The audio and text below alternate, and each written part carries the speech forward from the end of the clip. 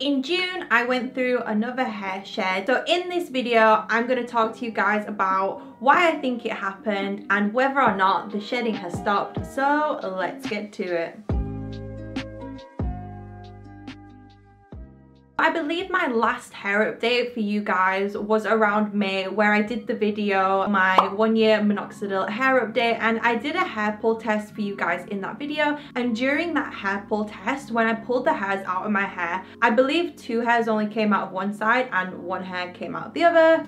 As noted, I was still shedding hairs. My hair shedding has never fully 100% stopped, but I was shedding significantly less than I have ever shedded in my life. So things were going great during my last hair update. And then all of a sudden, maybe around mid-June, 13 months after I began initially using Minoxidil, I started to notice an increase of shedding in my hair. I believe we all have very different experiences when it comes to hair shedding, but in this case, my hair wasn't all shedding at once. I know a lot of us, we tend to lose a lot of our hair when we wash our hair in the shower, and that seems to be the place where we do lose a lot of hair. However, during this very strange shed, I wasn't just losing hair in the shower and then none throughout the rest of the day. I was actually 1, losing hair in the shower, and 2, I would lose it when I combed my hair after the shower. And yes, I know you're not supposed to brush your hair after the shower, but I actually have very frizzy curly hair, and if I don't put my hair into the right place,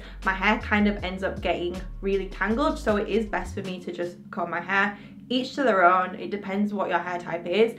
And 3, I was also losing hairs throughout the day, especially if I had my hair down, just lounging around at home. I would notice hairs just falling out of my head. So basically, this was a shed that was constant throughout the day. And I will highlight, of course, it is absolutely nowhere near as bad as that first shed that I had after having dengue fever, which has been what my channel has been primarily about. It's definitely nowhere near as bad as that shed, because as you know, with that shed, I did lose most of my hair.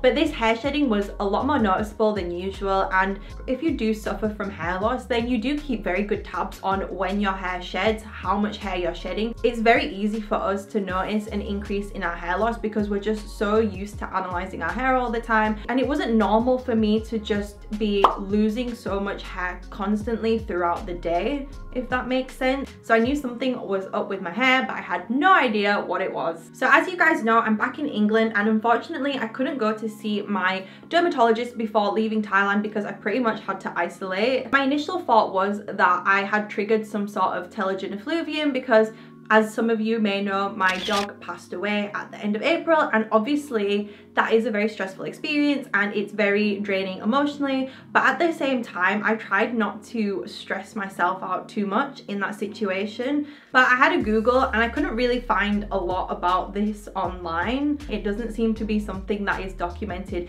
in the literature, but obviously I thought this would come under that category of psychological stress that can trigger telogen effluvium, but I wasn't really sure that it was enough to cause me that much stress in order for my hair to just decide to stop growing and to go into the telogen phase and to make me shed hair.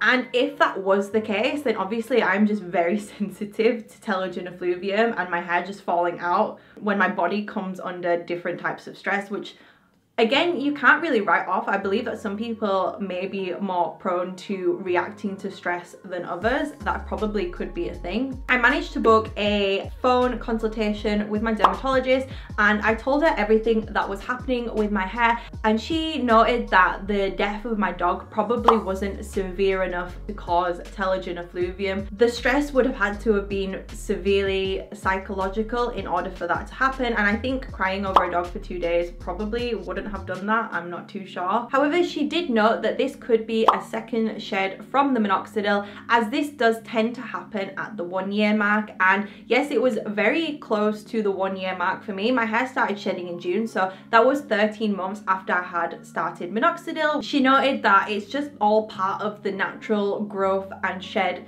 cycle, and basically if the shedding didn't stop within 3 months since the initial shed, that I should probably go and get a blood test to rule out that something more sinister wasn't at play. But luckily now, as of August 20th, my hair shedding has decreased.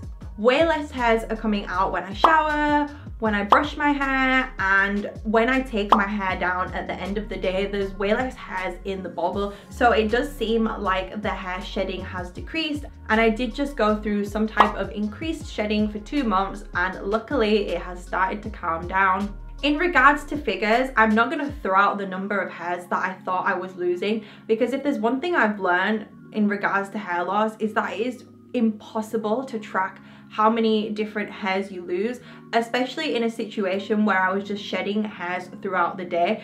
It's really hard to keep track of that. I'm not just going to pick all my hairs up off the floor and count them, so I'm just not going to throw numbers out, because I really can't put my finger on how many hairs it is. It's definitely over 100 hairs that I was shedding, and you know, in some of my other videos I have severely underestimated how many hairs I was losing. But I thought as well I'd give you guys a little hair update in this video, so I'll insert some photos of my current hair.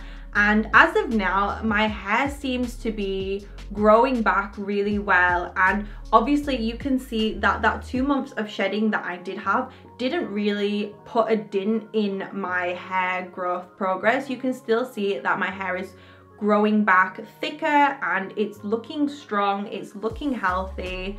The shed was nowhere near as bad as that first shed that I had. It didn't really change my hair too much. I do believe I will have lots of tiny little hairs growing back that I might see a few months down the line that show how many hairs I lost, but nothing too crazy. Obviously it was slightly worrying, but my hair is looking good so far and I'm very happy with the progress. So in regards to a second minoxidil hair shed, this is something that I had not really paid that much attention to in the past. Whenever I saw people posting about it online, I did just think people were being really paranoid, because paranoia does tend to happen a lot in the hair loss community, so you always do have to take everything with a grain of salt, or else we'd all just have a million problems when it came to our hair loss.